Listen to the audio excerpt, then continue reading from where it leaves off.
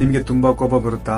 ಕೋಪನ ಹೇಗೆ ಕಂಟ್ರೋಲ್ ಮಾಡಕ್ಕೆ ಗೊತ್ತಿಲ್ಲ ಅಂದ್ರೆ ಈ ವಿಡಿಯೋನ ಕೊನೆ ತನಕ ನೋಡಿ, ನಿಮಗೆ ಅರ್ಥ ಆಗುತ್ತೆ. ಒಂದು ವಿಲೇಜ್ ಅಲ್ಲಿ ಆಲದ ಮರ ಕೆಳಗೆ ಬುದ್ಧ ಕೂತ್ಕೊಂಡು ತಮ್ಮ ಶಿಷ್ಯರಿಗೆ ಬೋಧನೆ ಮಾಡಕ್ಕೆ ಸ್ಟಾರ್ಟ್ ಮಾಡ್ತಾರೆ.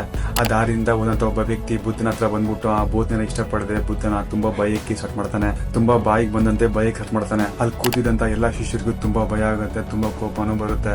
ಆ ವ್ಯಕ್ತಿ ಬೈದು ಕೊನೆಗೆ ಸುಸ್ತಾಗಿ ಆ ಜಾಗನ ಬಿಟ್ಟು ಓಡೇ ಹೋಗ್ತಾನೆ. ಅಲ್ಲಿದ್ದಂತ ಎಲ್ಲಾ ಶಿಷ್ಯರು ಬುದ್ಧನ ನೋಡ್ಬಿಟ್ಟು ಆ ವ್ಯಕ್ತಿ ಅಷ್ಟು ಬೈದಾಗ್ಲೂ ನೀವು ಯಾಕೆ ರಿಯಾಕ್ಟ್ ಮಾಡಿಲ್ಲ ಅಂತ ಕೇಳ್ತಾರೆ. ಅದಕ್ಕೆ ಬುದ್ಧ ಶಿಷ್ಯನ ನೋಡ್ಬಿಟ್ಟು, ನಿಮ್ಮಲ್ಲಿ ಯಾರಾದ್ರೂ ಒಬ್ರು ನನಗೆ ಗಿಫ್ಟ್ ಕೊಡಕ್ ಬಂದಾಗ ಆ ಗಿಫ್ಟ್ ಬೇಡ ಅಂದಾಗ ಅದು ಯಾರಿಗೆ ಸ್ವಂತ ಆಗುತ್ತೆ ಅಂತ ಕೇಳ್ತಾರೆ. ಅದಕ್ಕೆ ಶಿಷ್ಯರು ಗಿಫ್ಟ್ ನ ಯಾರು ಕೊಡಕ್ ಬಂದ್ರು ಅವರಿಗೆ ಅದು ಸ್ವಂತ ಆಗುತ್ತೆ ಅಂತ ಹೇಳ್ತಾರೆ. ಅದೇ ತರ ಆ ವ್ಯಕ್ತಿ ನನ್ನ ಭಯಕ್ ಬಂದಾಗ ಅವ್ನು ಮಾತಾಡ್ದಂತ ವಿಷಯಗಳನ್ನ ನಾನು ಮನಸ್ಸಿಗೆ ತಗೊಳ್ಳೇ ಇಲ್ಲ.